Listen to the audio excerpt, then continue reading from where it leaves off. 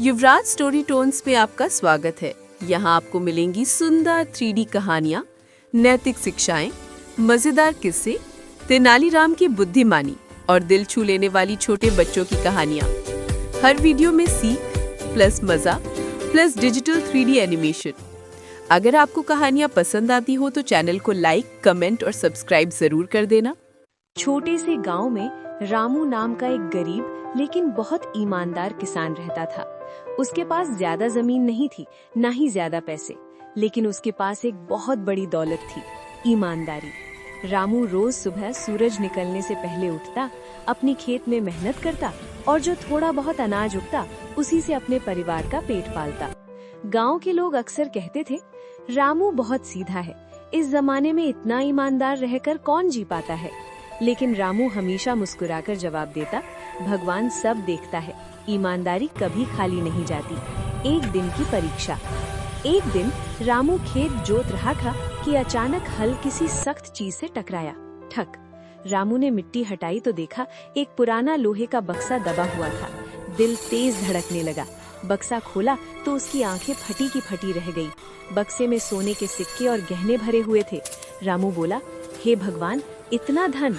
एक पल को उसके मन में विचार आया, अगर मैं ये रख लूं तो मेरी गरीबी खत्म हो जाएगी, बच्चों की पढ़ाई, अच्छा घर। लेकिन अगले ही पल उसका मन कांप गया। नहीं, ये मेरा नहीं है, किसी का खोया हुआ धन है। मन और आत्मा की लड़ाई। पूरा दिन रामू काम नहीं कर पाया। मन में दो आवाजें चल रही थी। एक कहती, कोई नहीं देख रहा, रख ले। दूसरी कहती, गलत रास्ते से मिली दौलत सुख नहीं देती। शाम को उसने अपनी पत्नी सीता को सब कुछ बताया। सीता ने शांत स्वर में कहा, रामू, हम गरीब हैं लेकिन बेईमान नहीं। ये धन हमें चैन से जीने नहीं देगा। रामू की आंखों में आंसू आ गए। तू सही कहती है सीता, सच का रास्ता। अगले दिन रामू बक्सा उठाकर सीधे गाँव के मुखिया के पास गया। रामू बोला, ये मेरे खेत में मिला है लेकिन ये मेरा नहीं। मुखिया और गांव वाले हैरान रह गए। आज के जमाने में भी ऐसे लोग होते हैं। उसी समय गांव में एक सेठ जी आए।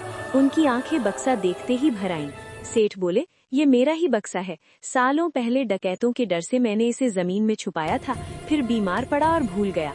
सेठ ने रामू के पैर पकड़ लिए। बेटा, तूने मेरी जिंदगी भर की कमाई लौटा दी। इनाम की पेशकश। सेठ जी बोले, बेटा, आधा धन तू रख ले, ये तेरा इनाम है। रामू ने हाथ जोड़कर कहा, सेठ जी, मैंने ईमानदारी की है, सौदा नहीं। सारा गांव सन्न रह गया। सेठ जी की आंखों से आंसू बह निकले। आज तूने मुझे सिखाया कि इंसानियत अभी जिंदा है। किस्मत का मोड़। कुछ दिनों बाद सेठ जी ने रामू को शहर बुलाया। सेठ बोले, मैंने सोचा है तुझे इनाम नहीं, मौका दूंगा। उन्होंने रामू को अपनी खेती का पूरा काम संभालने को दिया। बीज, जमीन, पानी, सब कुछ।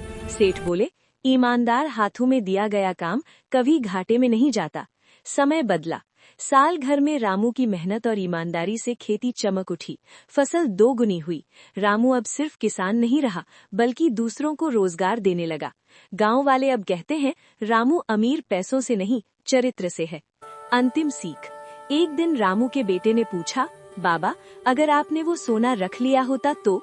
रामू मुस्कुराया और बोला, बेटा, जो चीज ईमानदारी से मिलती है वही सच्चा सुख देती है।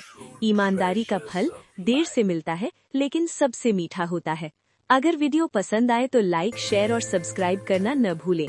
युवराज स्टोरी टून्स और कमेंट में लिखना नेक्स्ट स्टोरी।